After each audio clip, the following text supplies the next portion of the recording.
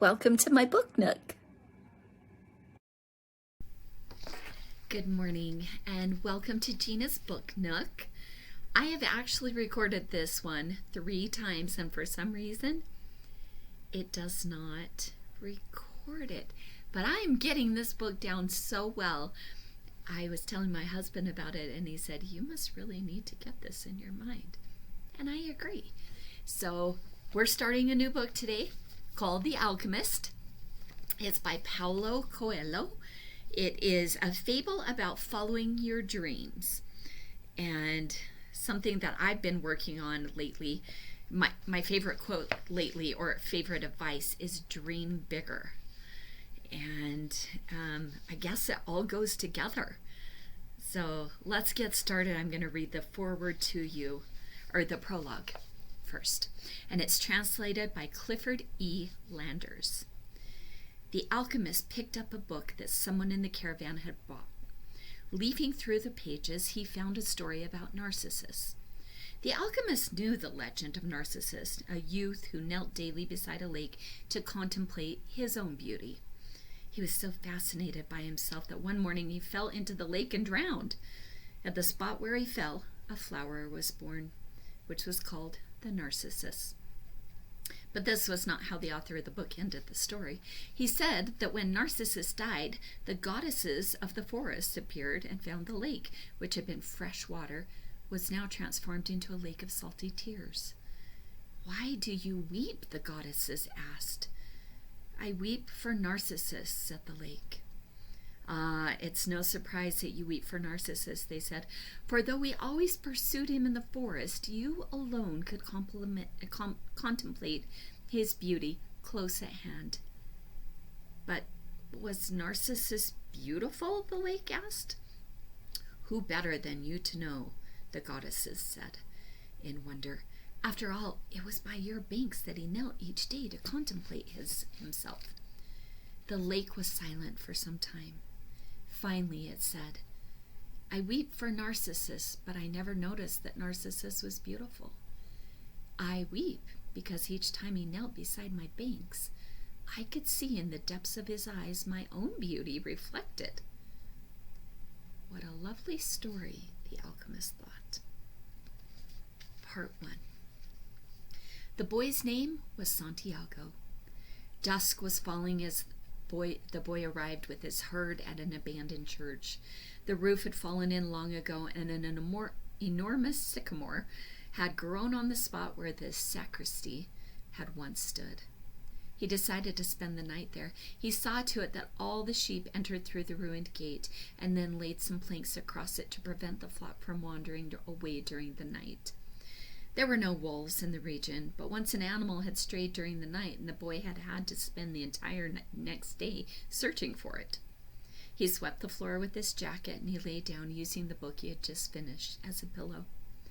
He told himself that he would have to start reading thicker books. They lasted longer, and they made more comfortable pillows. It was still dark when he awoke, and looking up, he could see the stars through the half-destroyed roof. "I wanted to sleep a little longer," he thought.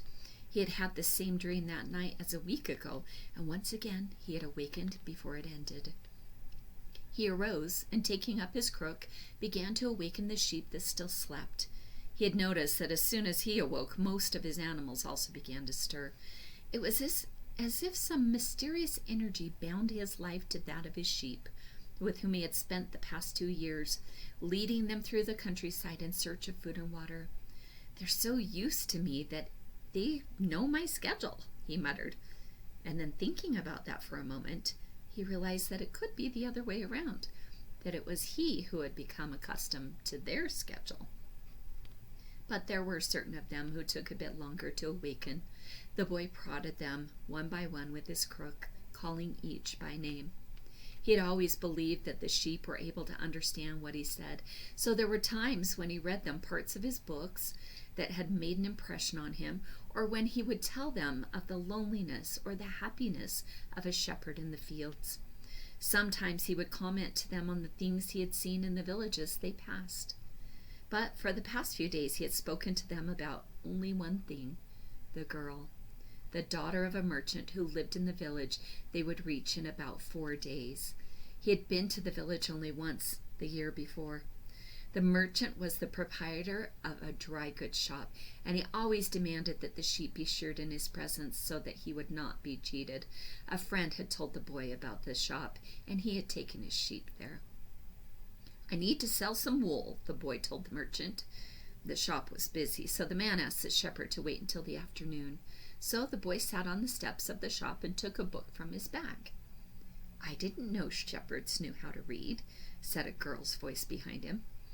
The girl was typical of the region of Andalusia, with flowing black hair and eyes that vaguely recalled the Moorish conquerors. "Well, usually I learn more from my sheep than from my books," he answered. During the 2 hours that they talked, she told him she was the merchant's daughter, and spoke of life in the village where each day was like all the others. The shepherd told her of the Andalusian countryside, and related the news from the other towns where he had stopped. It was a pleasant change from talking to his sheep. "How did you learn to read?" the girl asked at one point. "Like everybody learns, in school." "Well, if you know how to read, why are you just a shepherd?" The boy mumbled an answer that allowed him to avoid responding to her question. He was sure the girl would never understand. He went on telling stories about his travels, and her bright Moorish eyes went wide with fear and surprise. As the time passed, the boy found himself wishing that that day would never end, that her father would stay busy and keep him waiting for 3 days.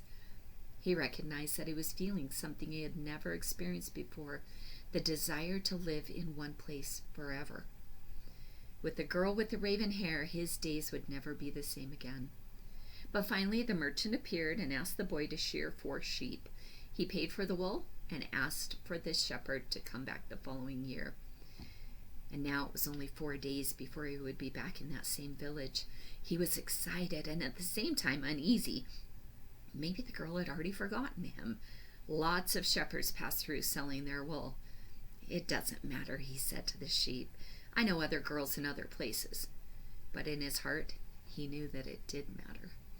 And he knew that shepherds, like seamen and like traveling salesmen, always found a town where there was someone who could make them forget the joys of carefree wandering. The day was dawning, and the shepherd urged his sheep in the direction of the sun. They never have to make any decisions, he thought. Maybe that's why they always stay close to me. The only thing that concerned the sheep were food and water. As long as the boy knew how to find the best pastures in Andalusia, they would be his friends. Yes, their days were all the same in the seemingly endless hours between sunrise and dusk, and they had never read a book in their young lives and didn't understand when the boy told them about the sights of the cities. They were content with just food and water, and in exchange they generously gave up their wool, their company, and once in a while, their meat. If I became a monster today and decided to kill them one by one, they'd only become aware of it after most of the flock had been slaughtered, thought the boy. They trust me, and they've forgotten how to rely on their own instincts because I lead them to nourishment. The boy was surprised at his thoughts. Maybe the church with the sycamore growing from within had been haunted. It had caused him to have the same dream for a second time, and it was causing him to feel anger toward his faithful companions. He drank a bit from the wine from his dinner that remained from his dinner of the night before, and he gathered his jacket closer to his body. He knew that a few hours from now, with the sun at its zenith, the heat would be so great that he would not be able to lead his flock across the fields. It was the time of day when all of Spain slept during the summer. The heat lasted until nightfall, and all that time he had to carry his jacket. But when he thought to complain about the burden of its weight, he remembered that because he had had the jacket, he had withstood the cold of the dawn. We have to be prepared for change, he thought, and he was grateful for that jacket's weight and warmth. The jacket had a purpose, and so did the boy. His purpose in life was to travel, and after 2 years of walking the Andalusian terrain, he knew all the cities of the region. He was planning on this visit to explain to the girl how it was that a simple shepherd knew how to read, that he had attended a seminary until he was 16. His parents had wanted him to become a priest, and thereby a source of pride for a simple farm family. They worked hard just to have food and water, like the sheep. He had studied Latin, Spanish, and theology, but ever since he had been a child, he had wanted to know the world, and this was much more important to him than knowing God and learning about man's sins. One afternoon, on a visit to the family, he had summoned up the courage to tell his father that he didn't want to become a priest, that he wanted to travel. People from all over the world have passed through this village, son, said his father. They come in search of new things, but when they leave, they are basically the same people that they were when they arrived. They climbed the mountain to see the castle, and they wind up thinking about the past and that it was better than what we have now. They have blonde hair or dark skin, but basically they're the same as the people who live right here. But I'd like to see the castles and the towns where they live, the boy explained. Those people, when they see our lands, they say that they would like to live here forever, his father continued. Well, I'd like to see their land and see how they live, said his son. The people who come here have a lot of... He was becoming nervous. His hands began to tremble, and the woman sensed it. He quickly pulled his hands away. I didn't come here to have you read my poem, he said, already regretting having come. He thought for a moment that it would be better to pay her fee and leave without learning a thing, that he was giving too much importance to his recurrent dream. You came so that you could learn about your dreams, said the old woman, and dreams are the language of God. And just as she was about to show me the exact location, I woke up, both times. The woman was silent for some time. Then she again took his hands and studied. The boy laughed out at happiness. He was going to be able to save the little money he had had because of a dream about hidden treasure. Well, interpret the dream, he said. First, swear to me in exchange for what I'm going to tell you. The shepherd swore he would. The old woman asked him to swear again while looking at the image of the Sacred Heart of Jesus. That's why I feel I deserve a part of what you find. And this is my interpretation. You must go to the pyramids in Egypt. I've never heard of them, but if it was a child who showed them to you, they exist. There you will find a treasure that will make you a rich man. The boy was surprised and then irritated. He didn't need to seek out the old woman for this. He remembered that he wasn't going to have to pay anything. I didn't need to waste my time just for this, he said. I told you that your dream was a difficult one. It's the simple things in life that are the most extraordinary. Only wise men are able to understand them, and since I'm not wise, I've had to learn other arts, such as the reading of palms. Well, how am I going to get to Egypt? I only interpret dreams. I don't know to Egypt. Well, then I don't get paid, and it wouldn't be the first time. And the woman told the boy to leave, saying she had already wasted too much time with him. So the boy was dismayed. He decided that he would never again believe in dreams. He went to the market for something to eat, traded his book for one that was thicker, and found a bench in the plaza where he could sample the new wine he had bought. The day was hot, and the wine was refreshing. The sheep were at the gates of the city to spend all of his time with them. When someone sees the same people every day, as had happened with him at the seminary, they wind up becoming a part of that person's life, and then they want to change that person.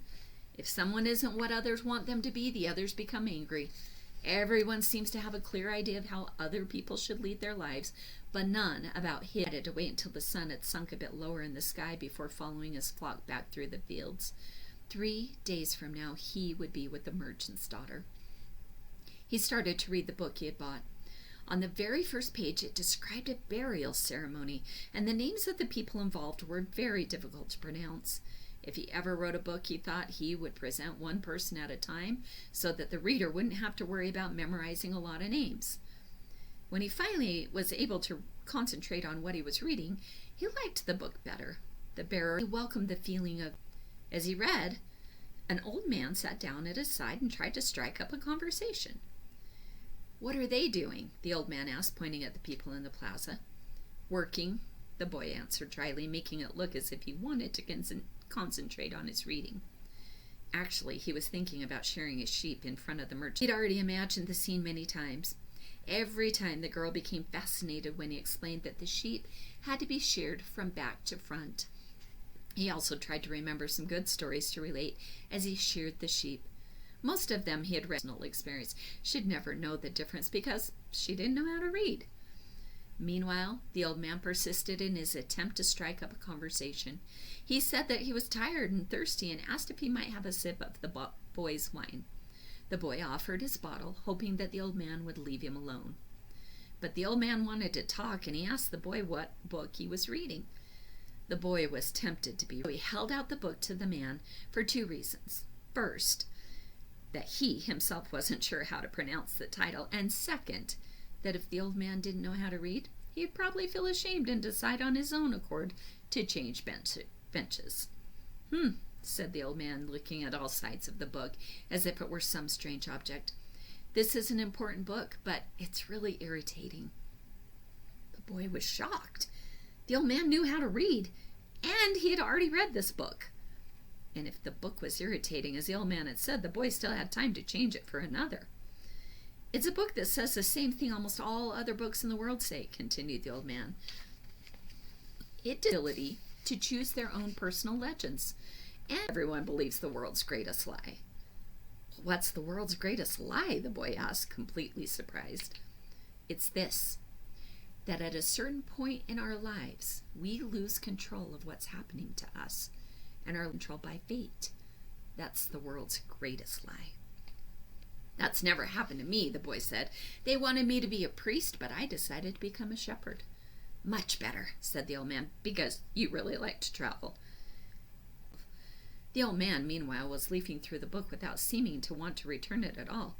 The boy noticed that the man's clothing was strange. He looked like an Arab, which was not unusual. One had only to cross the narrow straits by boat. Arabs often appeared in the city, shopping and chanting their strange prayers several times a day. Where are you from? The boy asked. No one can be from many places, the boy said. I'm a shepherd, and I've been to many places, but I come from only one place. From a city near an ancient castle. That's where I was born. Well then, the boy didn't know where Salem was, but he didn't want to ask, fearing that he would appear ignorant. He looked at the people in the plaza for a while. They were coming and going, and all of them seemed to be very busy. So what's Salem like? He asked, trying to get some sort of clue. It's like it's always been. No clue yet. But he knew that Salem wasn't in Andalusia. If it were, he would already have heard of it. Well, what do you do in Salem? He insisted. I'm the king of Salem. Now, people say strange things, the boy thought. Sometimes it's better to be with the sheep, who don't say anything, and better still to be alone with one's books. They tell their incredible stories at the time when you want to hear them. But when you're talking to people who say some things that are so strange you don't know how to continue the conversation. My name is Melchizedek, said the old man. How many sheep do you have? Enough, said the old man, wanted to know more about his life. Well, then we've got a problem. I can't help you if you feel like you've got enough sheep. The boy was getting irritated. He wasn't asking for help. It was the old man who had asked for a drink of his wine and had started the conversation. Give me my book, the boy said. I have to go and gather my sheep and get going. Give me 1/10 of your sheep, said the old man, and I will tell you how to find the hidden treasure. The boy remembered his dream, and suddenly everything was... And maybe he was her husband, was going to find a way to get much more money in exchange for information about something that didn't even exist. The old man was probably a gymnast in the plaza. Something bright reflected from his... that the boy was momentarily blinded. With a movement that was too quick for someone his age, the man covered what it was with his cape. When his vision returned to normal, read what the old man had written in the sand. There, attended. He read the name of the merchant's daughter, which he hadn't even known, and read things he had never told anyone.